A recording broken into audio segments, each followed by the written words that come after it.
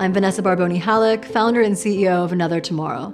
Another Tomorrow is an end-to-end sustainable brand with a deep commitment to animal, human, and environmental welfare, as well as transparency and a circular economy. We want to change the concept of luxury. Luxury is and will always be about quality, but we also want luxury to be about information, to be about the story, to be about longevity. We're personalizing transparency by creating a unique digital identity for every single piece of clothing we create that is then turned into its physical form through a QR code on the care content label of every single garment.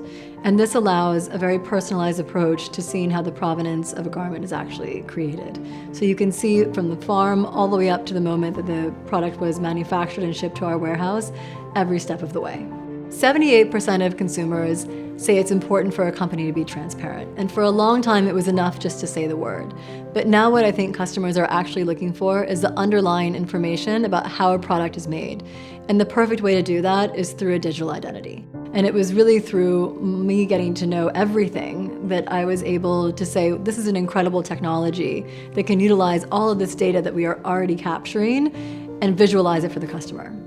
We chose to work with EVRYTHNG because they are incredibly experienced in the apparel space. There was obvious proof of concept that was already in place.